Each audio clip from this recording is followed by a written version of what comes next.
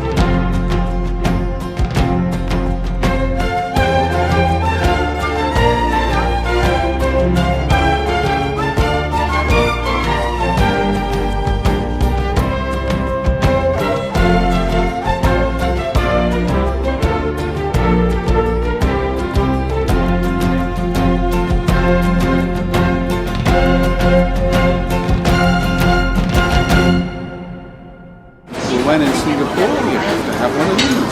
Cheers. Like a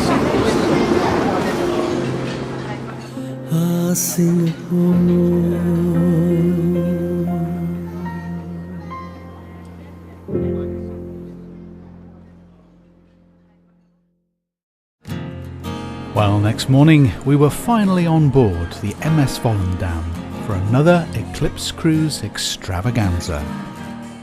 Just leaving Singapore. As you can see, it's the 1st of March, so happy St. David's Day. The first day of our 14-night cruise to see the eclipse on the 9th of March. Look at the sky. It's the color of love. It was amazing to be heading out of Singapore for a second eclipse cruise, with our target firmly set on the celestial events of the 9th of March. I know you're coming for me, and I'll be ready with my eyes to the sky. 'Cause I know you're coming for me, and I'll be ready with my eyes to the sky. Well, all eyes were on the sky, wondering if this great weather would hold for the duration of our cruise, and in particular for the eclipse in just over a week's time. So welcome on the Volendam. Thanks, Jim. Just looking to see what's what.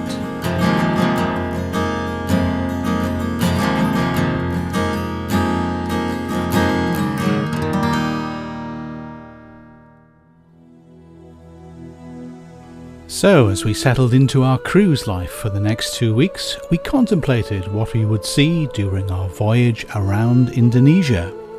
During the night, the Volendam had slipped silently across the equator, unnoticed by King Neptune, as we made our way to our first port of call of Jakarta.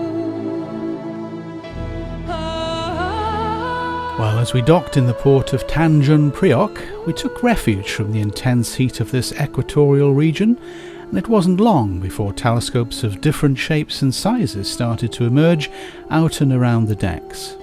Several eclipse enthusiasts took the opportunity of a stable platform to practice setting up their equipment ahead of the coming eclipse, and we also took this opportunity ourselves, being able to image the sun to see what the activity was like.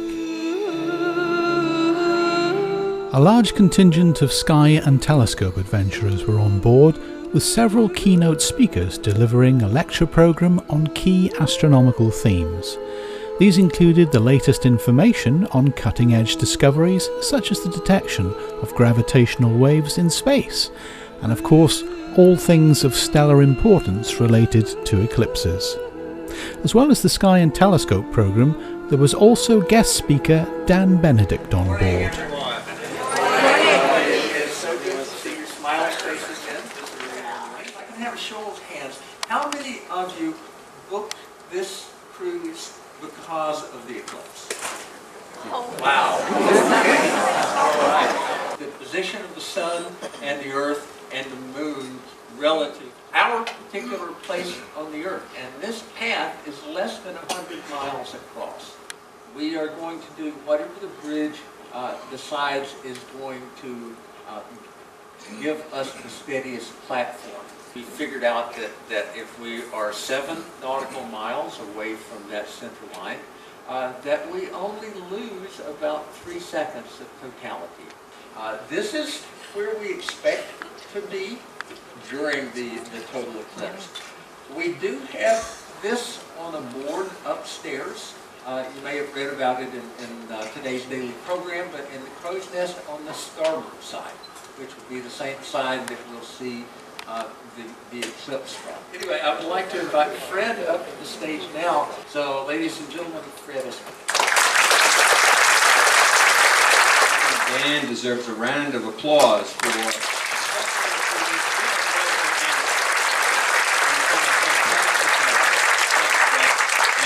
I've been talking to him for several days of the cruise, and he is working very hard, convincing everybody upstairs through the chain of command through Holland America how important it is to be in the right place at the right time with good weather.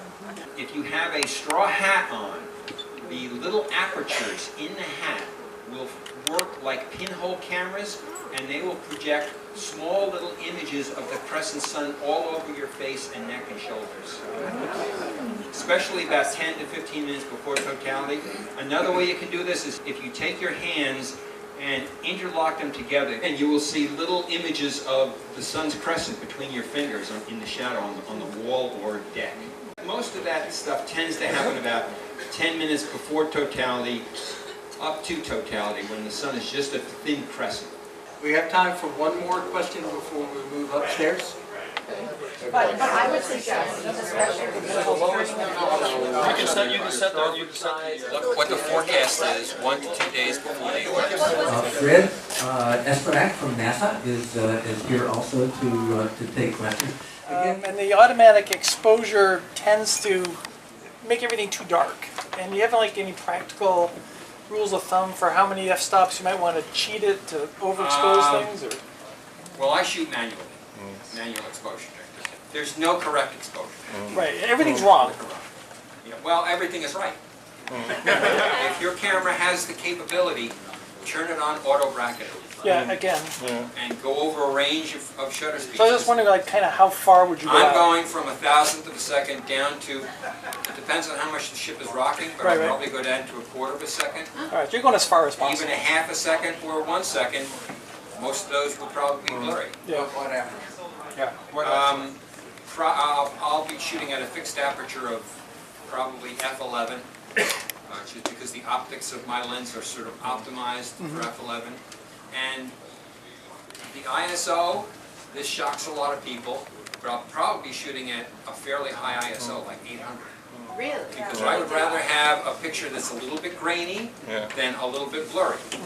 The grain I can compensate for with software. The blurriness is more difficult to work with, although Photoshop is starting to work on that now too.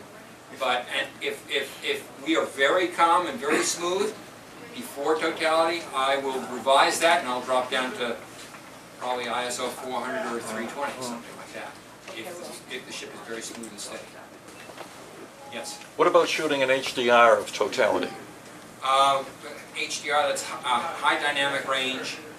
What you need to do, which is what I'll be doing, is shooting a very broad range of shutter speeds. And I'll be going probably from roughly 1,000th of a second down to 1 second or 1/4 or 1/8 of a second.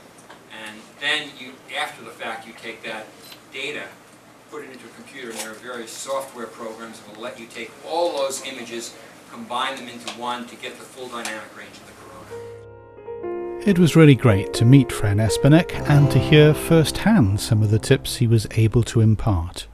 This was certainly becoming a most memorable trip, and it was about to get even better.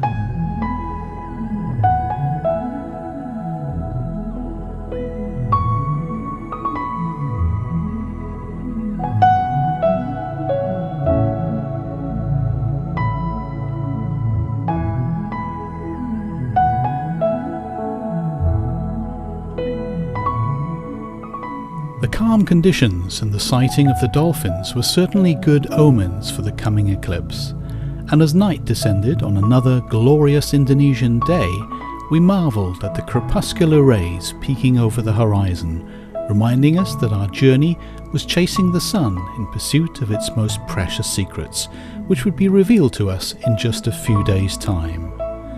For now, though, our trusty ship, the Volendam, was majestically carrying us towards our next port of call, and an excursion that would take us to one of the greatest national heritage sites on earth, the 9th century Buddhist temple of Borobudur.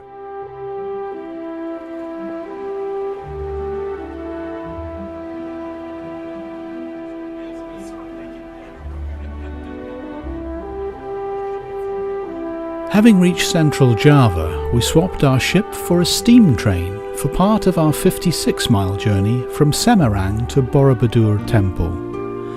En route, we passed through the heart of Java, passing lush green scenery of rice fields before stopping at the Ambarawa Antique Train Museum. We continued our journey by motor coach until we eventually arrived at Borobudur. Our first glimpse of Borobudur's 9 stacked platforms topped by a central dome was a most impressive sight. Buddha is only one, but the Buddha made reincarnation in the world for many times. A closer inspection with our guide revealed a veritable treasure trove of wonderful relief panels and many hundreds of Buddha statues. 3 palaces for the Queen Maya, she was so happy. So in the evening, she liked so much walk around in the village, give the food and money for the poor people. We learned that the temple was built in the 9th century during the reign of the Sailendra dynasty and was designed in Javanese Buddhist architecture, which blends the Indonesian indigenous cult of ancestor worship and the Buddhist concept of attaining nirvana. The journey for pilgrims begins at the base of the monument and follows a path towards the top through 3 levels symbolic of Buddhist cosmology. Karmadhatu, the world of desire, Rupadhatu, the world of forms, and Urupadhatu, the world of formlessness. So this is stupa, yeah? Here the top symbol of snake, upside down bowl and folding cloth. And as I told you in the past, that here's diamond and the top is square. The central dome is surrounded by 72 Buddha statues, each seated inside a perforated stupa. Borobudur lay hidden for centuries under layers of volcanic ash and jungle growth. The facts behind its abandonment remain a mystery, but it was rediscovered in the 19th century by Governor-General Thomas Stamford Raffles after he excavated the site to reveal the monument. The main dome, however, remains empty, so the contents of the main stupa will never be known. Today, Borobudur is a protected UNESCO World Heritage Site.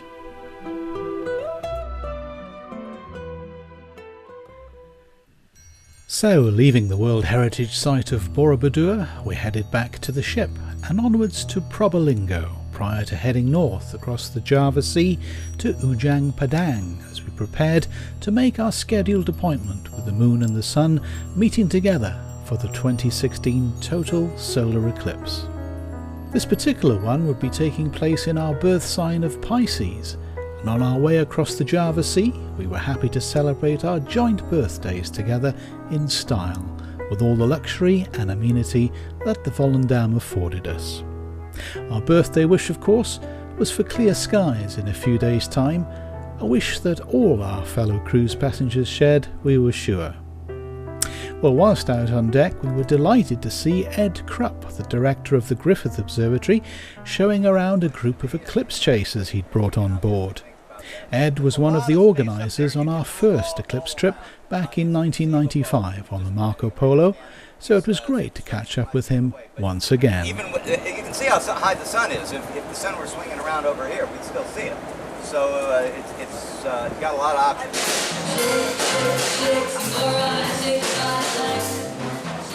And options were what we were not short of on this ship. With all the entertainment, enrichment lectures and facilities to enjoy, we really were spoilt for choice. Our minds, however, were on the following day's weather, and whether we would have clear skies to see the eclipse. Everyone was feeling a little apprehensive, to say the least, and we eagerly awaited news of what tomorrow's weather might bring. Well, it seemed we wouldn't have long to wait. Well, I hope you enjoyed your day in Indonesian TSE. Just waiting for the pilots, and everybody is on board now. Starting our engines. We should be ready to leave in a very short while.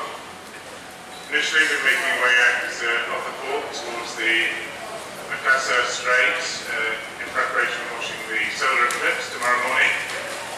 We'll initially head out between two markers which mark the exit through the sandbars protecting the port.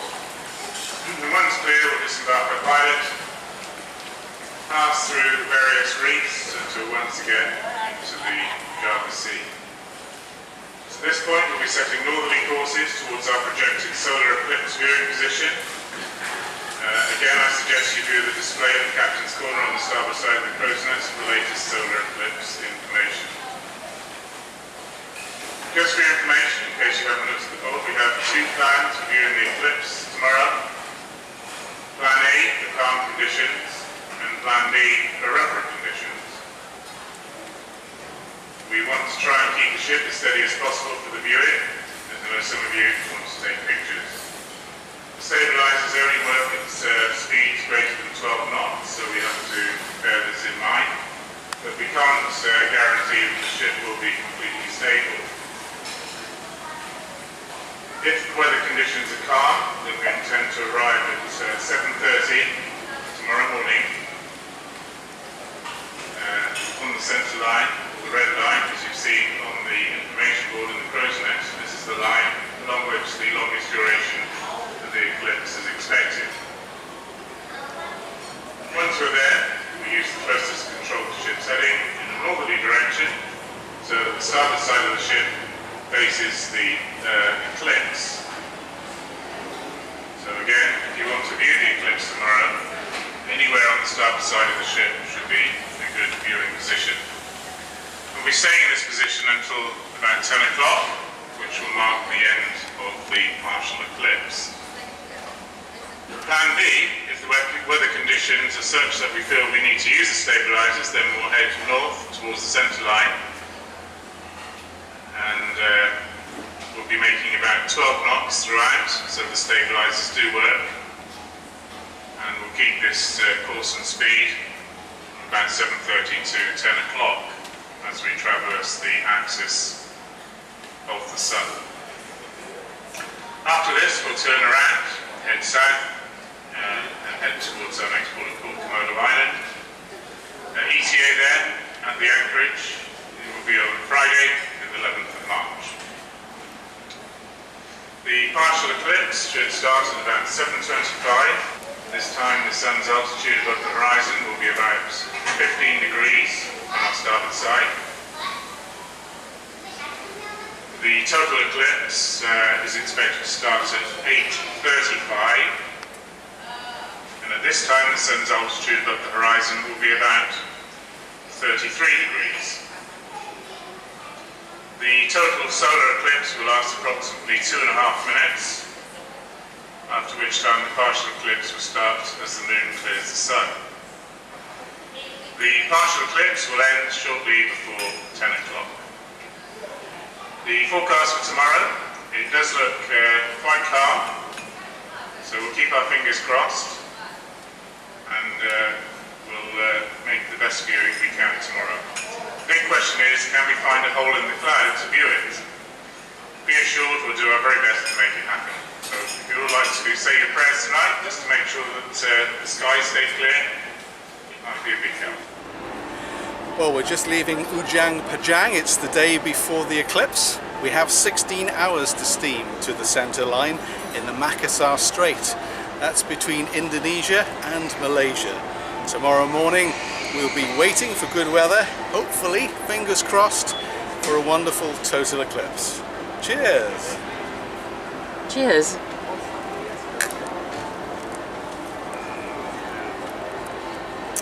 That's a drop of good. Well, the 9th of March was finally here. The Volendam was in the Makassar Straits, steaming towards the centre line.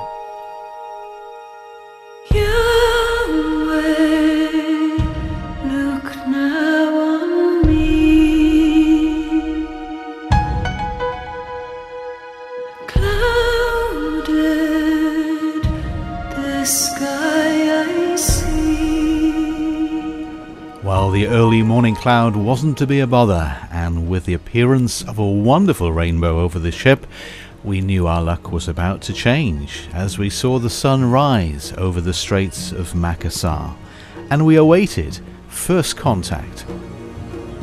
First contact? Yes, first contact arrived right on cue at about 0722 hours as more clouds rolled across the sun, but they soon cleared, allowing us a fine view of the partial phase gradually increasing.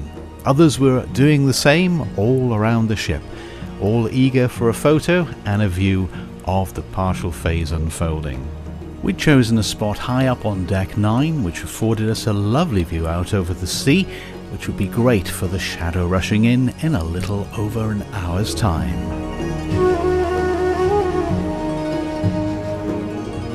Several decks below us, located on the bow area of the ship, a group of sky and telescope adventurers were gathered, doing just the same as us. There were about 150 of them from the States and other places around the world.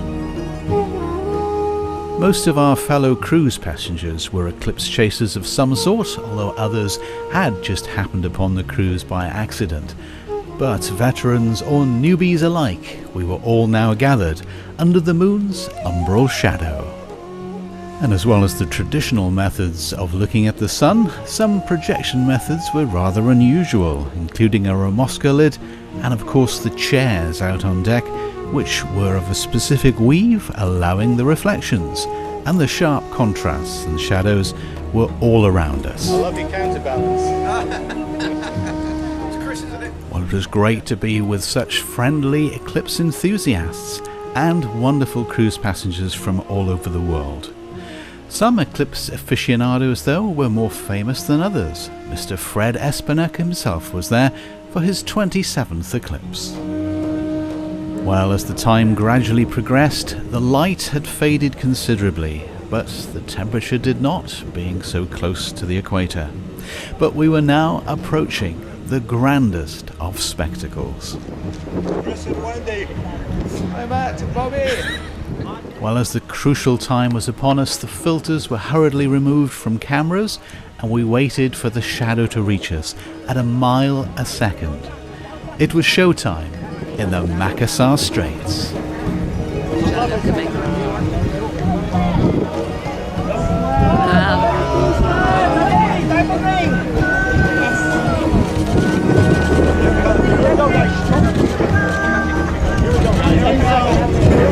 Here we go.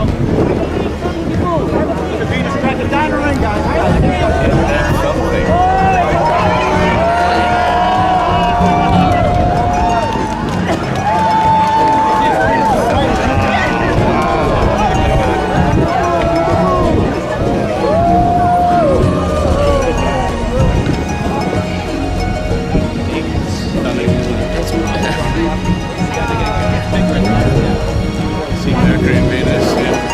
That's good.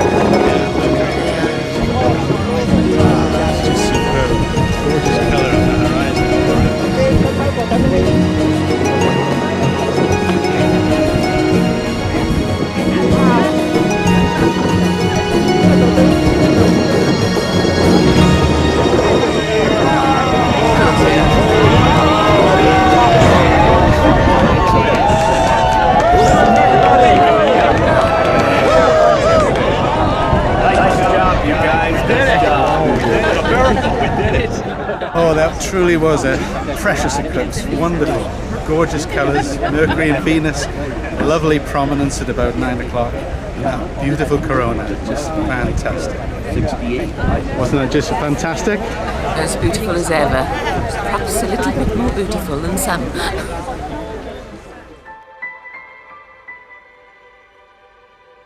I hope you remember this eclipse viewing opportunity for the rest of your lives.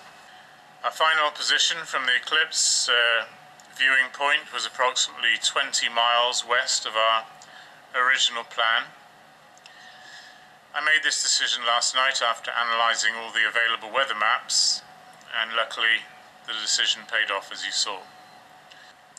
Since our departure from Ujung Padang, we've travelled a total distance of 250 miles in order to reach our solar eclipse position, the viewing position, where we stayed for about 2.5 hours.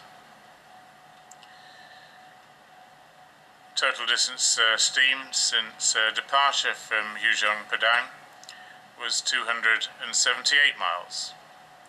It may interest you to know that the total round trip mileage to view the eclipse is 500 miles altogether. So we've made a diversion of 500 miles to view the eclipse. For your information, the total eclipse lasted for 2 minutes and 45 seconds. During the viewing, we maintained a speed of about 4 knots to keep conditions as comfortable and stable as possible. And I appreciate all the nice comments people have made with regard to the viewing conditions, so thank you very much for that. In order to reach our next destination of Komodo Island, we have another 450 miles to run. ETA at the anchorage in Komodo is 7 o'clock on Friday the 11th of March, that's the day after tomorrow, and we should be ready to start running tenders shortly before 8 o'clock. Well, as you can see, I'm sporting the t-shirt from 18 years and 11 days ago when we saw the eclipse in Aruba. So we're celebrating our second Saros now. Great success having seen this wonderful eclipse here in Indonesia. What a fabulous holiday. Here's to next time.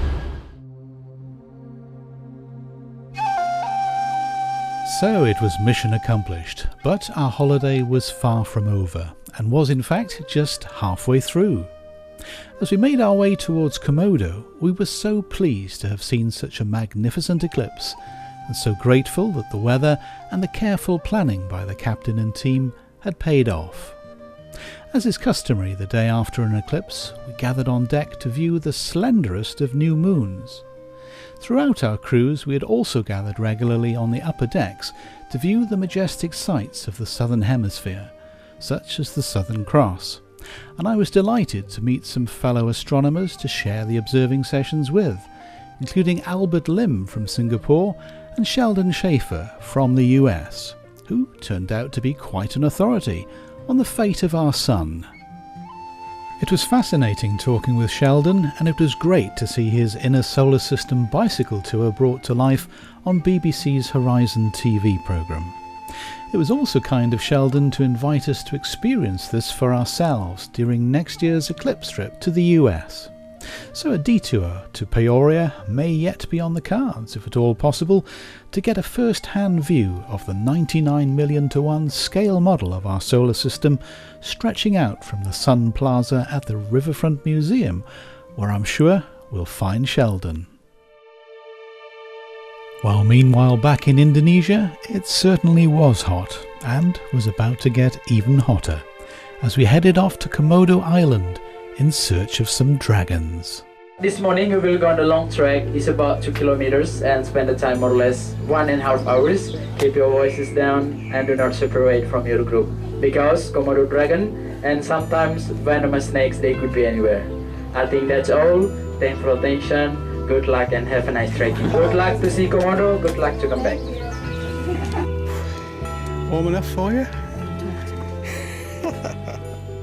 While we couldn't believe the temperature at such an early hour as we trekked onwards with our guides. There be dragons. After an hour or so, In the stifling heat, our guides brought us to a favourite dwelling place of these relics of the dinosaur era, which can grow up to 3 meters in length and weigh as much as 70 kilograms. The Komodo dragons are a large species of monitor lizard found only in a handful of Indonesian islands, and have tails as long as their body and have 60 serrated teeth, as well as a long yellow forked tongue. The skin is reinforced by scales containing bones called osteoderms that function as a sort of natural chainmail. Well, we were warned of the real threat posed by these lizards that dominate their ecosystem by ambushing prey, including humans, as a single bite from one could prove fatal due to the many types of toxic proteins contained in their saliva that paralyze and incapacitate their prey. We'd been pre-warned that should they attack, the best means of defence was to run in a zigzag-like fashion, as this confuses them, having eyes on each side of their head. So it was just as well the guides had sticks to protect us, wasn't it? Well, this is a real-time view of how fast they can move, so you really do have to keep your distance and have your wits about you at all times, and respect their domain. Well, heeding good advice, we remained quiet and moved slowly, and were able to see several of these wonderful beasts before heading off once more in the stifling heat, which by now really was getting quite dangerous. In fact, 4 of our group had to be stretchered off during our trip due to heat stroke. So, with no further ado, we were very pleased to be heading back to our ship in time for a cold beer or two. Well, we're just leaving Komodo, having seen quite a few Komodo dragons today. Not something you do every day. Very hot ashore, absolutely sweltering, but well worth it. Yes, it was so hot, in fact, that only the brave or foolhardy dared venture near the pool in such heat. Most people were after shade or the comfort of the bars and lounges of our air-conditioned ship. As evening approached, however, and we were once more underway, it was much more pleasant, and we were in for a treat, as Indonesia put on another splendid show for us once again.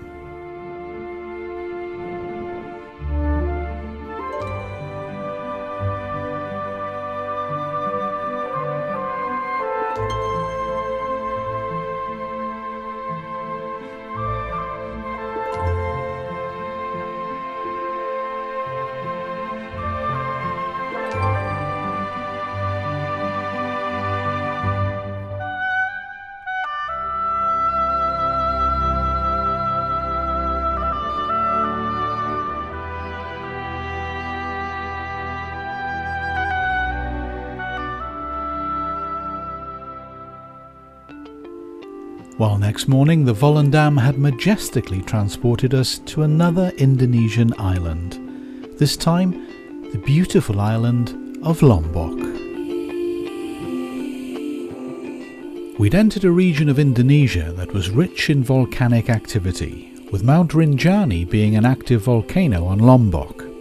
This was a great opportunity for getting up close and personal with an active volcano, as well as learning all about the nature of this land of fire and sulphur at the edge of the Australian continental shelf.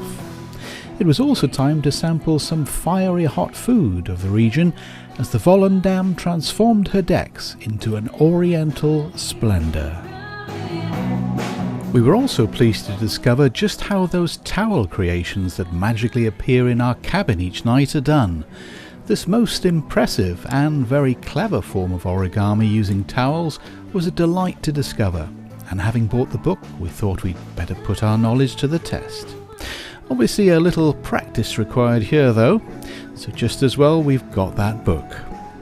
So as we headed off from Lombok, we were headed to our final Indonesian port of call, the island of Bali, located between Java and Lombok in the westernmost end of Indonesia's Lesser Sunda Islands. We had quite a reception in Bali, with a display of vibrant dancing featuring the traditional music of Bali created by percussion instruments known as gamelan, a Javanese word which means to strike with a hammer. Well, before long we were headed on a motor coach to explore this mysterious and beautiful island, and we joined the East Bali Heritage Tour for what promised some of the best scenery in Bali, with a look at some fascinating historical sites and the remains of the old Balinese kingdom. We began with a visit to Puri Agung Karangasem, built in the 19th century by the first king of the Karangasem kingdom. The architecture of this place combines three different styles, with the Balinese influence being found on the carving of Hindu statues and reliefs, a European influence seen in the architecture of the main building with its large veranda, and a Chinese architecture style adorning the windows, doors and ornaments. From here we continued our tour to Besakih, the mother temple of Bali, which sits 1,000 feet up the volcanic slopes of Gunung Agung, the island's largest mountain. Besakih is Bali's largest temple, comprising some 23 separate but related individual temples. The most important of these is Pura Penataran Agung, a 6-tiered temple that is terraced up the side of the mountain. The backdrop is impressive, with views extending down to the sea. To the Balinese, visiting the temple sanctuaries is a special pilgrimage. Mount Agung's elevated location gives it an almost mystical quality, and there are many stairs leading up to the sacred mountain, with the temples varying according to their type of status and functions. Besakih is Bali's most important temple and is an important part of the Hindu faith.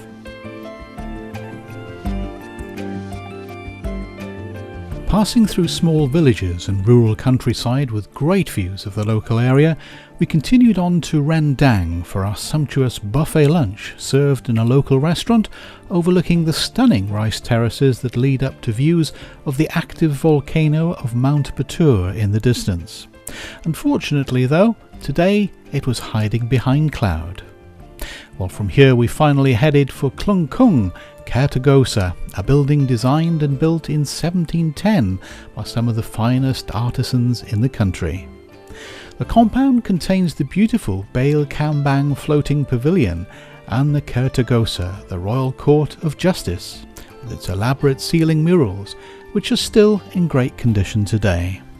The ceiling of the Kertogosa is painted in traditional Balinese style that resembles shadow figure paintings, which are related closely to shadow theatre art reflecting Bali's Hindu Javanese heritage. The murals depict the story of Bhima Swaga, a Hindu epic referenced in the Mahabharata.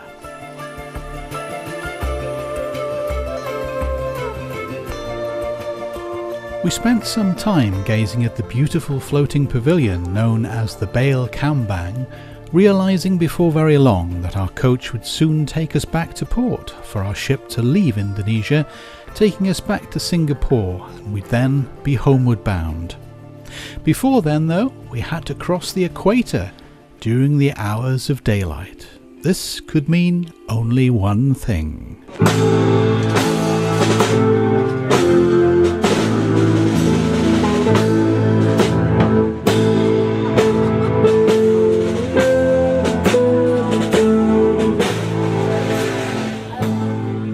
Yes, we had to invade Neptune's domain once more, for which we would be summarily tried and judged, and may or may not be allowed safe passage.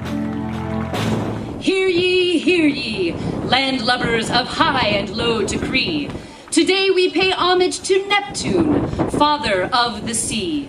Fishes, turtles, mermaids, all creatures of the deep, have told him of our coming, which woke him from his sleep. The Volendam, they cried, has entered your domain, with vile pollywogs on board, who do not acknowledge your reign. King Neptune rose up from his seaweed bed, and proclaimed that all on board to the sharks be fed. Then taking up his trident, and boarding the flowing stream, he hurried here to meet us, assisted by his mermaid queen. Now meet Captain James Russell Dunford and our staff officers, those who keep us on course.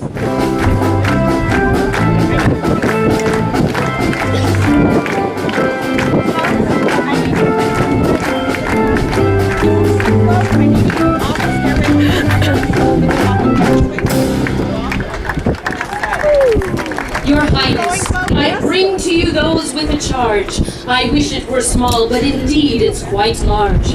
My band of pirates brings them this way. Lock them in a cage, and till judgment they shall stay. Come on! Come on, you horrible people! Come on! Chop, chop! Come on!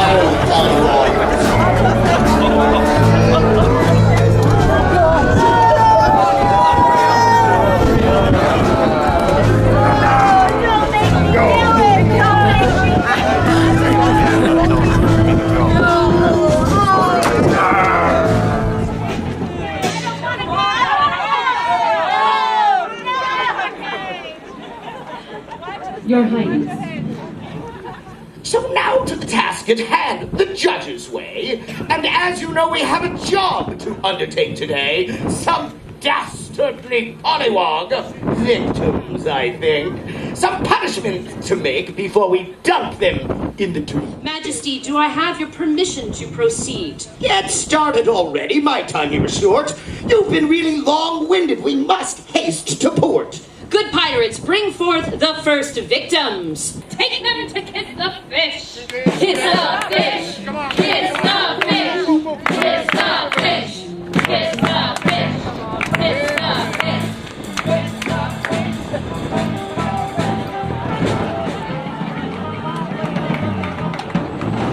These crimes are unimaginable. To the medical they go.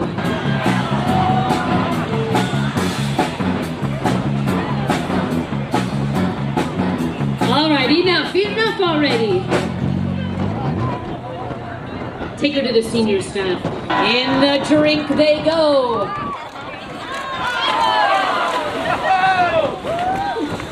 Let's keep this moving. Hurry, hurry, hurry, hurry, hurry, hurry, hurry, hurry. Kiss the fish.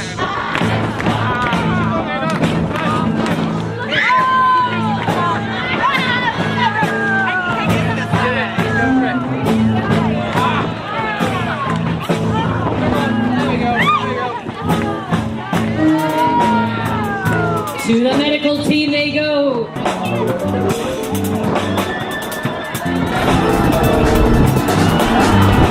All right, enough. Shall they survive or are they dumped? In the drink! King Neptune, you look weary, for the hour is getting late. So I suggest we adjourn until a further date. Before you leave to the depths of the sea, may I have your ear for one final plea, that each pollywog presently before your throne be granted a pardon and a decree all his own. Good captain, we conclude, and we will go about our way. As a blessing from my queen and I, please just let me say, may your seas be calm and winds blow slight, with safe passage both day and night. May your travels be pleasant and your worries be none. We bid you farewell as our day's work is done. Thank you for joining us this morning. Thank you, King, and your lovely court. If you'd like to have a photograph with the fish, it'll be available shortly.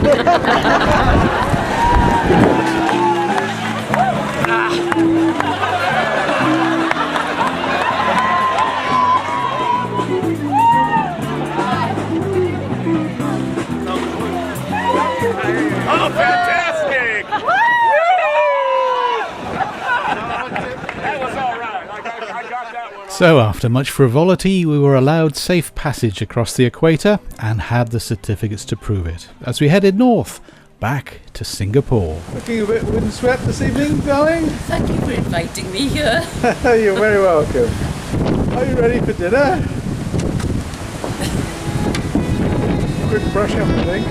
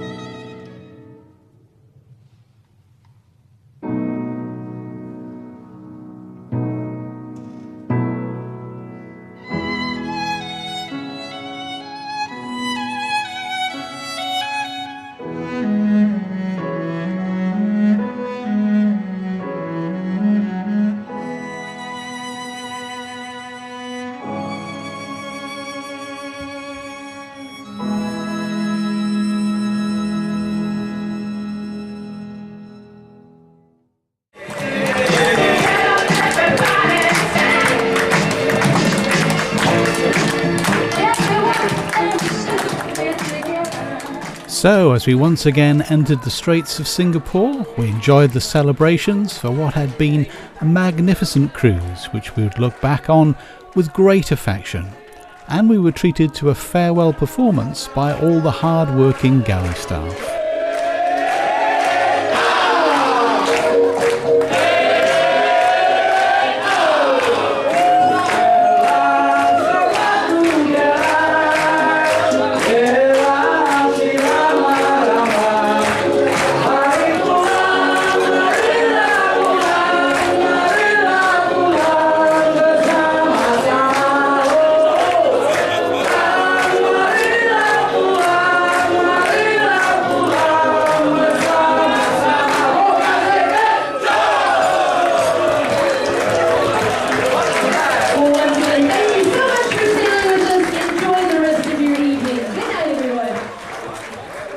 Well, by early morning, we had docked once more in Singapore and prepared to leave the Volendam, but would take with us fond memories of a wonderful 2 weeks spent sailing around Indonesia.